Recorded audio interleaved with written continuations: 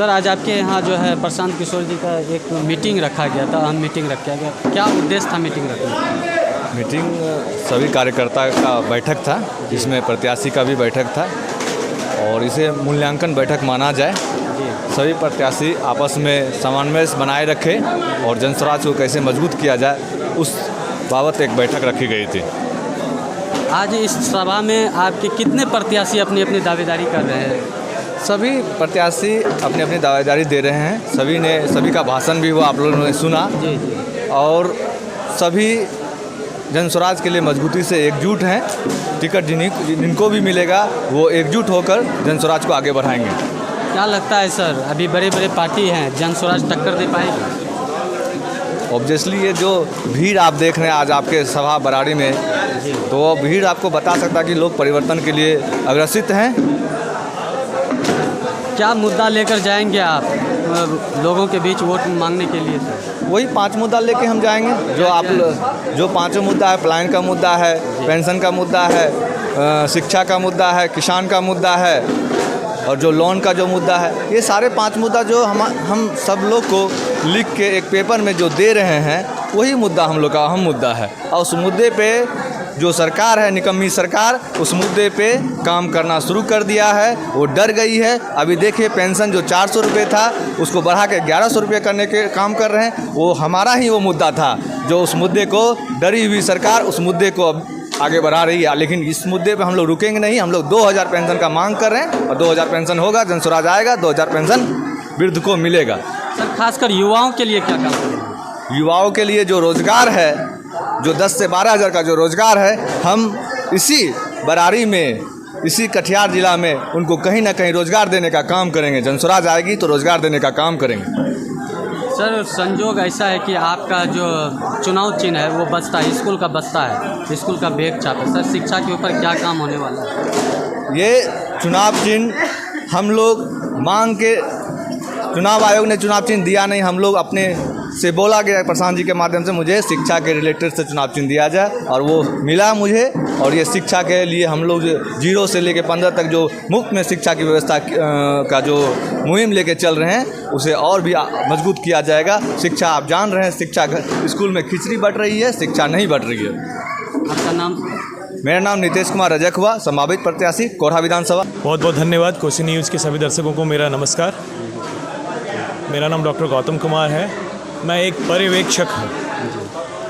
ये जो हमारी प्रक्रिया चल रही है कि किस तरीके से हर एक विधानसभा 243 विधानसभाओं में किस तरीके से उम्मीदवारों को चुना जाए, उम्मीदवारों को चुनने के लिए एक लोकतांत्रिक व्यवस्था का पालन करने की कोशिश की जा रही है आदरणीय प्रशांत किशोर जी के सुझाव के हिसाब से और उनके मार्गदर्शन के हिसाब से।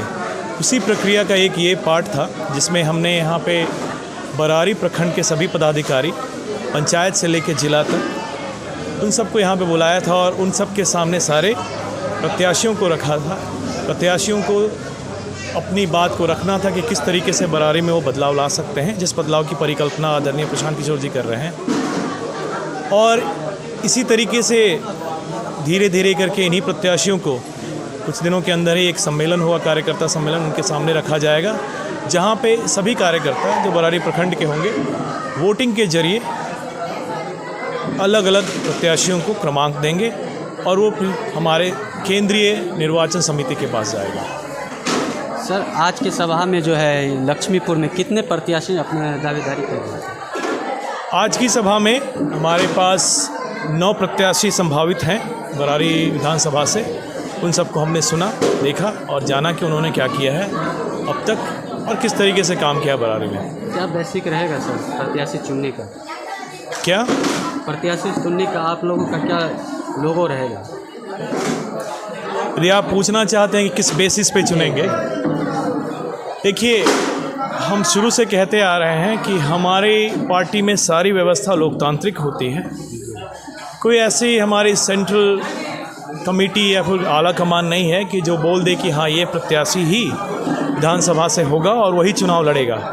क्योंकि जो भी प्रत्याशी चुन के जाएगा वो जनप्रतिनिधि होगा इस क्षेत्र का, तो इस क्षेत्र की जनता और हमारे पार्टी से जुड़े हुए जो कार्यकर्ता हैं उन्हीं को ये जिम्मेदारी दी जानी चाहिए कि वो अपना प्रतिनिधि वो खुद चुने और कुछ नाम यहाँ से बढ़ा कर दे प्रशांत किशोर जी को और जो दूसरी कमेटी है उनको, ताकि वो इनमें से एक चुन सके। चुनने के लिए बहुत सारी बातें हैं।